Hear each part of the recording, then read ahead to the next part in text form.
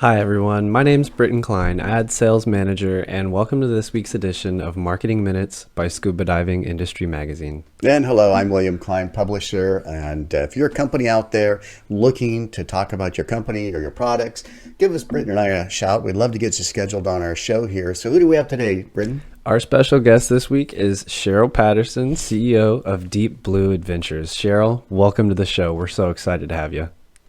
Excited to be here. Thank you. Well, Cheryl, we actually have some friends in common. Dr.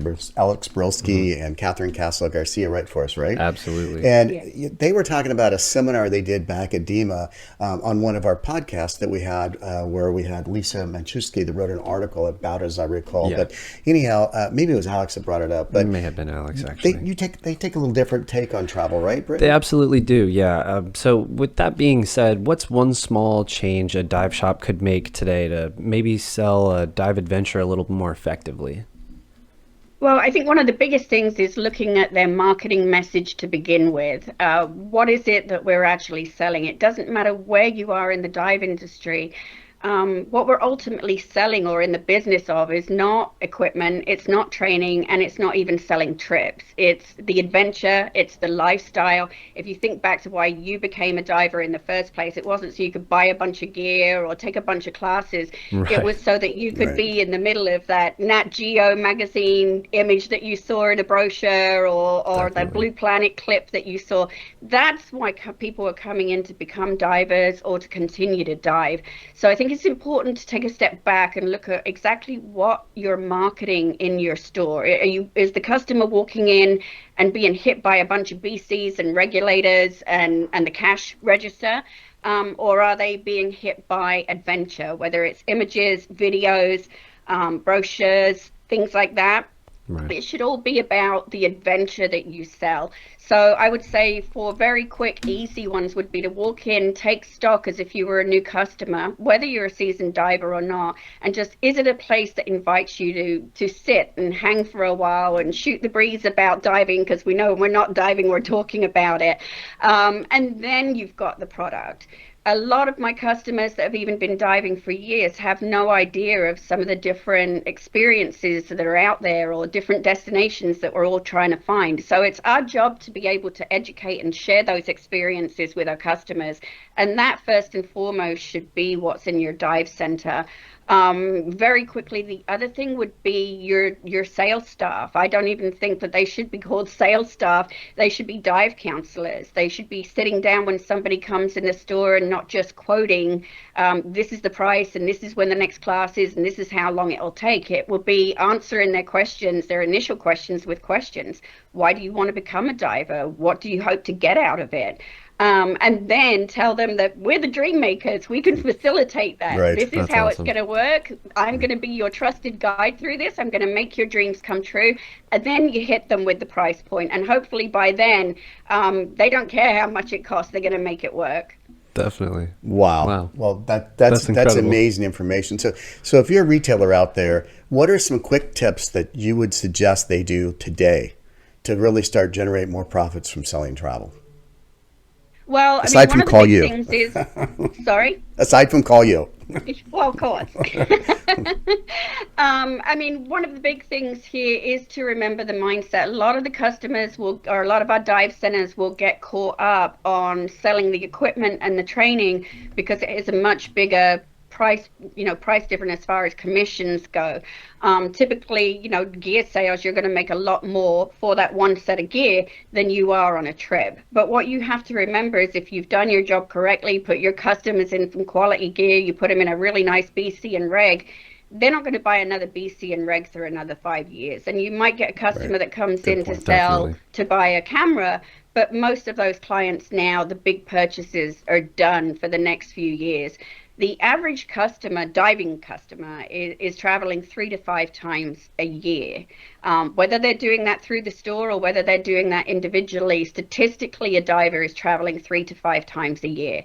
So you really need to be working on capturing that. And if you're not providing opportunities for them to go diving, both locally and internationally, then you're missing the boat because they are going out there.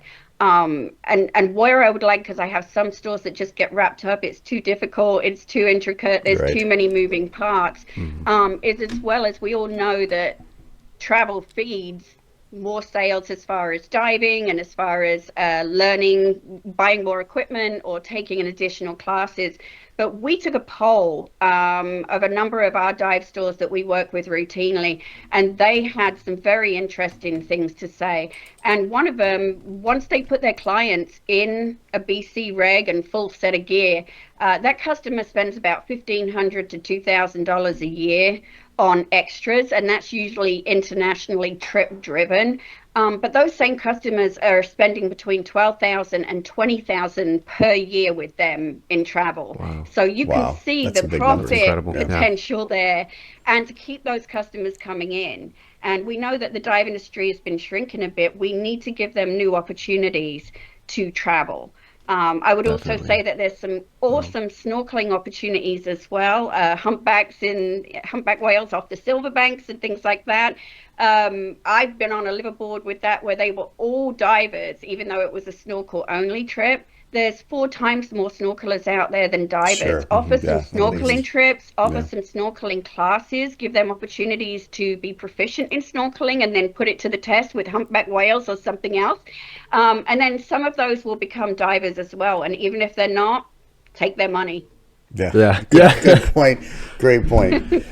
That's fantastic. So, Cheryl, firstly, thank you so much for being a past advertiser. And I just have one last question regarding, these troubling times. What piece of advice would you be able to give dive retailers right now about promoting travel when the economy might not be super certain? Yeah, that's a good question. Thanks. Yeah, I think all of us have been feeling the crunch, us included. We've been seeing it, the trends change. What I would encourage you, I've been in the travel industry for over 40 years, the dive industry for 20 something years. And I will tell you, I've lived through in the travel industry September 11th, the 2008 crash, and then of course also COVID. One of the big things is decide you're going to get through this and take this time to take stock of what's going on, make some changes. Don't stop. I will tell you, as I said before, divers travel 3 to 5 times a year. And a lot of divers, it's a need. We have to be underwater. So sometimes, unless they've lost their job completely, it might be that their way of downsizing is they stay in the Caribbean this year instead of that big long haul trip to somewhere makes sense. exotic. Right. Or it might be that they cut down 3 trips this year to 5. So I would say keep going, keep looking.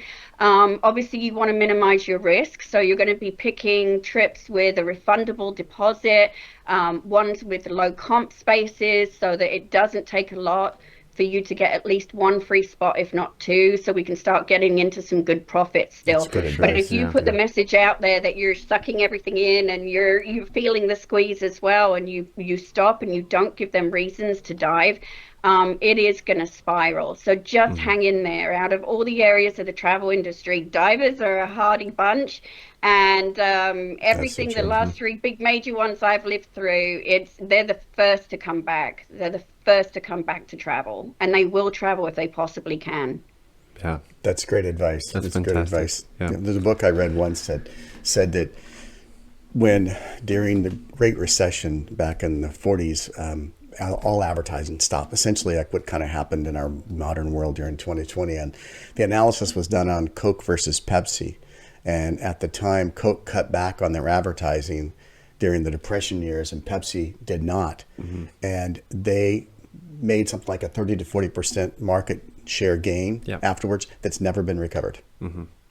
Almost 100 years later. So, it does Proves make a it difference works. when times are down. Is when you want to keep your message out there. Definitely. Speaking Absolutely. of what's next, Yes. DEMA, right? DEMA. So thank you so much. That was an amazing piece of advice. Do you have anything in store for DEMA this year that you could chat about?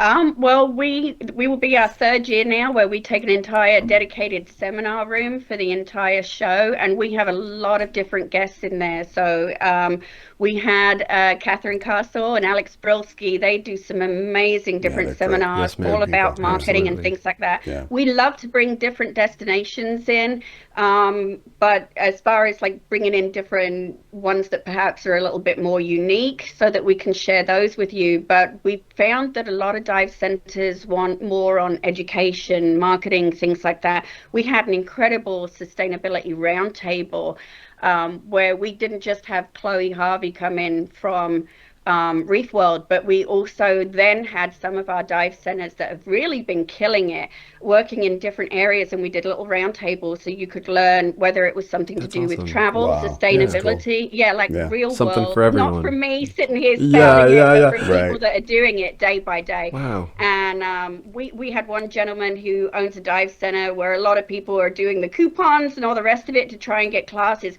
and he sells his open water certification for $1,300. Jeez. Wow, wow, Wow. And so Wow. we had him sitting down, and he had a table full. Like, how are you selling Right. open water Yeah. certs for $1,300? So Wow. that's the kind of thing we're doing at DEMA, and it will be back again this year. Awesome. Well, speaking That of is DEMA, awesome. I've noticed on your website you have a pro area. And tell us just real briefly, what is the why become a pro partner, and what kind of tools do you offer your retailers? Yeah, absolutely. So, a little bit about us. We've been in business for over 20 years. I started Deep Blue for the dive centers. It wasn't just to be a wholesaler, tour operator. It was for the dive centers because I was an instructor and worked in a dive store. And I felt that there was a lot of areas where dive stores were not quite taken care of the same way that the general travel industry, I'm sorry, Right. travel Yeah. industry is. Right. We sell travel. We're talking about as a dive center, you need to sell travel.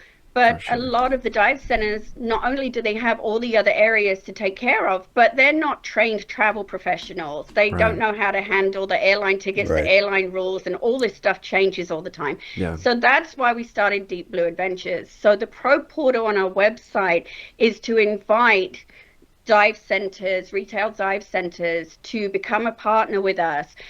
Once they get into the portal, as well as the option for, hey, help me with marketing materials, different blog entries of stuff that's nothing to do with the general public should see. It also unveils what commission they can make on a That's great. package, That's if A lot of there's good free information. spaces. Yeah, there's an Wonderful. awful lot behind the scenes That's there great. that Wow. they can access once they're in there. Well, thank you, Cheryl. Thanks for coming on this show. We appreciate your support of our new show. And Britton, I still can't believe we're less than 200 days to DEMA. I know it. It's blowing my mind. These So- days are Don't just say that. If flying right by. It's 198 or 97, but I think, listen, if you're listening to this and you don't have a roadmap for DEMA yet, take some time, reach out to us. We'll help you with some ideas of how to get to the DEMA show. In fact, from the publisher this month is kind of a roadmap on the next 200 days to get you to the show. So, Britton, who do we got next week coming up? Next week, our special guest is going to be Lita Davis, founder of Lita's All Natural Bug Repellent. Stay tuned for a really fascinating chat about something that's super important to every single diver. Yeah, out there. I'm looking forward to it because mosquitoes are a big deal. I'm telling you, anywhere you yeah. go. Yeah, so thanks again, Cheryl. Thanks for joining us, and we really appreciate your time. And if you want more, go to deepblueadventures.com, correct? Yes. All right, thanks Yep. again. Thanks, everybody. We'll Thanks see you very much. next Monday at 1. All right. Thank you. Bye-bye.